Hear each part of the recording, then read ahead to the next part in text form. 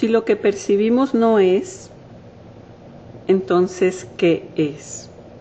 En otras palabras, si lo que estamos percibiendo no es la realidad, porque fuimos condicionados a través de toda nuestra vida a aprender en base al temor y se modificó nuestra forma de percibir las cosas, entonces, ¿cuál es la verdad? ¿Cuál es la realidad? La verdad nos hará libres. Vienen muchos cambios que vamos a tener que estar listos para modificar nuestros comportamientos, nuestra forma de percibir las cosas, inclusive nuestra materia. ¿Cómo puede suceder esto? Les voy a platicar mi historia para que se den una idea de cómo se puede transformar la materia.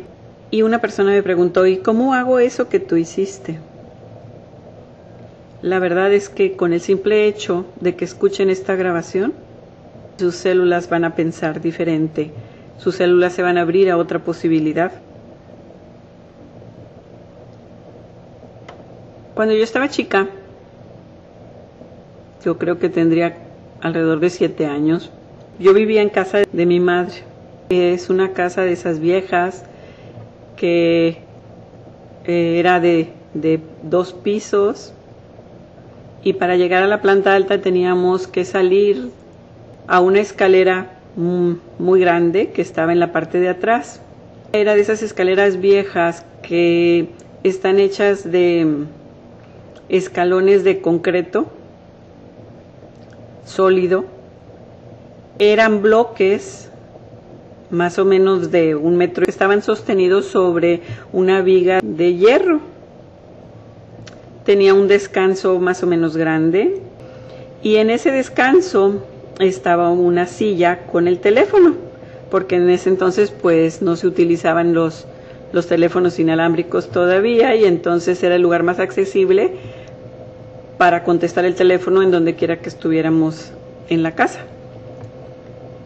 La casa de mi mamá estaba al lado del taller de la familia. El taller y la casa se dividían por una barda que llegaba más o menos hasta el primer nivel, no llegaba hasta arriba. Esa barda tenía una apertura para que pudiéramos cruzar al taller porque una tía que vivió con nosotros parte de su vida era la secretaria contador de mi tío que manejaba el taller. En la parte del techo hacia donde empezaba el primer nivel, o sea, cubriendo, por así decir, el segundo piso, había una celosía para que no se viera directamente hacia el taller. Muy frecuente, estaba un primo mío que me lleva 2 meses, de una complexión más o menos robusta, que siempre estaba parado en la silla del descanso donde estaba el teléfono, estirando la pierna para alcanzar la barda que dividía la casa del taller para brincar al taller. Era su aventura de todos los días. Un día salgo del segundo piso y me dirijo hacia abajo, paso el descanso, veo a mi primo, como muy frecuentemente lo veía ahí, pues no le hice caso, seguí bajando la escalera, él ya no estaba en mi rango de vista, y de repente cae sobre mi espalda. Yo no lo vi venir, entonces no metí las manos. Cae él sobre mí, caigo yo sobre el escalón y exactamente el filito del escalón me pega en el esternón. Nos deslizamos los dos hacia abajo y cuando llego a la parte de abajo me enderezo tratando de respirar porque ese golpe me sacó todo el aire y no podía respirar. Me doblo a 90 grados para tratar de respirar y no podía respirar. Mientras tanto mi primo estaba asustado y me decía, ¿qué tienes, prima? Respira, prima, ¿qué te pasa, prima? Respira, prima. Mis primos estos vivían a media cuadra de mi casa y era muy común que cuando yo iba a su casa, Este primo estaba en el piso, el tío le estaba haciendo manita de puerco, parado mi tío, y diciéndole, no llore, para que se haga hombre, ¿no? Y los ojitos de mi primo colorados, resistiéndose para no llorar, para que no le fuera peor. Y entonces, mientras me está observando que yo no puedo respirar,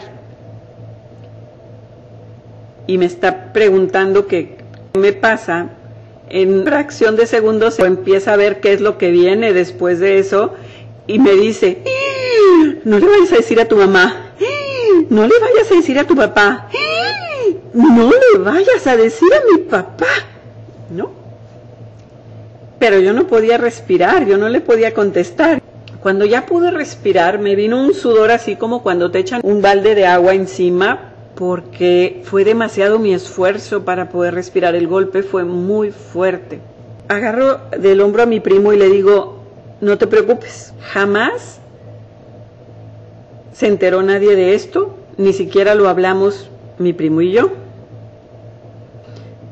Yo recuerdo que por 6 meses me dolió el esternón, pero no dije nada. Mi mamá muere cuando yo tenía 11 años, pasaron muchas cosas ahí, yo me fui con mi abuela paterna a Estados Unidos, mi papá se quedó en México trabajando, nos mandaba dinero, pero pues no pasó nada. Y el tema nunca volvió a salir. Nos regresamos, más o menos 6 años y medio después, a Monterrey. Mi abuela se repatria, compramos una casa de 3 recámaras, pero como mis hermanos se peleaban mucho, pues les dejamos una recámara a mis hermanos y yo me dormía con mi abuela y nunca pasó nada. Años después, me caso y me empezó a pasar un problema de salud porque tocaba que cuando yo me acostaba boca abajo, que era una de mis posiciones predilectas para dormir, me sentaba dormida como que se me había ido un arrocito o algo, la comida por el lado equivocado, y trataba yo de respirar dormida, sentada dormida, y no podía respirar. Cuando ya despierto, mi esposo está a un lado mío, pegándome en la espalda, diciéndome, ¿qué tienes, gorda? ¿Qué tienes, gorda? Respira, gorda, ¿qué tienes, gorda? ¿No? Pero ya cuando despierto, es porque ya pude respirar, y le digo a mi esposo, ya estoy bien, duérmete. Esto me pasó por 2 años. Mismos en los cuales agarré un pánico tremendo para acostarme boca abajo. Entonces, si yo me quedaba acostada boca abajo 10 segundos, me despertaba asustada diciendo, no me puedo acostar boca abajo. Sí, porque para mí era terrible pensar que algún día no pudiera alcanzar la respiración suficiente para regresar. Me hicieron exámenes de todos, me encontraron un problema en el corazón, que el 20% de la población lo tiene, que es un defecto, que una válvula del miocardio está más grande que en la otra y que por eso me sucedía eso y que no se podía hacer nada al respecto. Pero entonces yo me quedé con mi pánico, ¿no? Pasa el tiempo, tengo mi hijo y voy a un curso. A mis 40 años. Y en ese curso yo empiezo a aprender, empecé a aprender con mi hijo porque mi hijo es especial, y entonces me empezó a llevar mi vida por otro rumbo. Empecé a estudiar imanoterapia y el antagonismo humano primero, y luego di con este otro maestro que nos empezó a enseñar la simplicidad de por qué son las enfermedades, que si te duele de un lado es por esto, que si te duele del otro es por lo otro, y que en realidad todas las enfermedades tienen una raíz emocional. Yo en ese curso no hablé, ni hablaron de mi caso, ni levanté la mano, ni dijeron nada parecido a lo que a mí me pasó. Simplemente nos estuvieron recordando, porque al ir a ese tipo de cursos todos decimos, pues eso yo lo sé, ¿verdad? Pero nunca lo pones en tela de juicio, pero ¿qué significa esto, verdad? O llevarlo más allá. 2 días después de que me dijeron de dónde vienen las enfermedades y por qué surgen, y que si te duele aquí es porque te quedaste con ganas de decir algo, y que si te duele acá es que porque viste pelearte a alguien y tú estabas comiendo no sé qué y de ahí para adelante la comida te hace daño, y muchas cosas así, ¿no? De ese tipo. Pero mi mente se fue más allá. 2 días después de ese curso, yo estoy solita en mi trabajo, casualmente, coincidencia, diosidencia, estaba yo trabajando en la casa contigua a la casa de mi tía, la mamá de estos primos que vivían cerca. Entonces yo estaba trabajando muy cerca de mi barrio y yo estaba solita. Lo que pasó ahí fue mágico, y esto es lo importante de lo que les voy a compartir. Me iba yo a sentar en la cocina de este lugar, calenté mi comida para comer yo solita. Conocía esas casas perfectamente desde mi niñez, y cuando me voy a sentar, de un lado, a la altura de mi cintura, apareció una pantallita, y al otro lado otra pantallita. Eso jamás me había sucedido antes, ni me ha vuelto a suceder desde entonces. Esa pantallita estaba como una televisión, una pantalla de televisión. En un lado estaba la imagen de cuando yo era niña, que estaba inclinada a 90 grados tratando de respirar con mi primo, y mi primo diciéndome, ¿qué te pasa, prima? ¿Qué te pasa, prima? ¿No? Y yo, ¿no?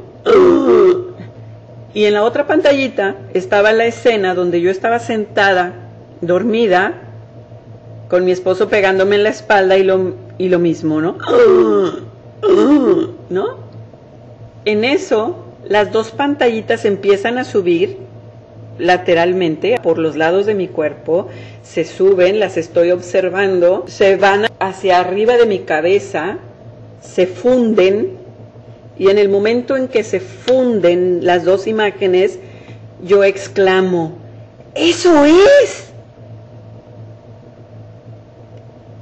En ese momento siento un calor, un calorcito que invade mi pierna derecha, luego mi brazo derecho, se pasa a mi brazo izquierdo, a mi pierna izquierda, y todo mi cuerpo le invadió ese calorcito. No más de 30 segundos pasó esto. Eso fue suficiente para que nunca más me volviera a pasar eso, de dormirme boca abajo y que me tenía que cuidar para no ahogarme dormida. ¿Qué es ese calorcito? Entiendo hoy, es la reprogramación de todas mis células, porque mis células son independientes, son cerebros independientes, trabajan independientes unas de otras, pero se comunican. Y entonces, al hacer esa realización, mis células empezaron a reprogramarse y a pasarse el mensaje de reprográmate, reprográmate, reprográmate, reprográmate, y las 3.5 trillones de células que componen mi cuerpo se reprogramaron para aceptar mi nueva realización. Así es como se cambia la materia. Así es como suceden los milagros. Y nosotros, los seres humanos que nos han hecho creer que no tenemos capacidades tan extraordinarias como la que les estoy platicando, que yo la viví, tenemos esas capacidades de regeneración más allá de lo que nosotros podemos creer. Este científico, que ahorita está amenazado de muerte por estar haciendo unos movimientos de exponer a gente poderosa en Estados Unidos, David Wilcox, en uno de sus videos dice que El mayor secreto del Área 51 de los extraterrestres es que el gobierno de Estados Unidos descubrió que estos extraterrestres en realidad somos nosotros en el futuro. Pero que el problema es, al retroceder en el tiempo, las moléculas se dañan de los huesos y de la piel, y entonces por eso se ven chiquitos y encogiditos y todo esto, pero que la verdad del experimento que estaba sucediendo en el Área 51 es cómo restablecer esas funciones viajando en el tiempo. Y ese es el mayor secreto, que si tú descubres que tienes el mismo poder que tienen esos extraterrestres para comunicarse telepáticamente, para crear esas naves y cosas tan maravillosas de la tecnología que estamos disfrutando hoy, si esos extraterrestres eres tú, entonces, ¿por qué estás tan limitado? Y por ahí va también lo de las trompetas, ¿eh? Lo de las trompetas también es una treta para mantenernos en el miedo, porque hay muchos de nosotros que estamos despertando y no les conviene a la gente poderosa que despertemos. Nos han controlado siempre por el miedo, y cuando ustedes escuchen esas trompetas, cuando las escuchan, les da miedo, ¿verdad? Se les eriza la piel. No crean eso, tienen que ver más allá. Es fácil. Pregúntenle a su corazón si lo que les estoy diciendo es verdad o no. Que Dios los bendiga.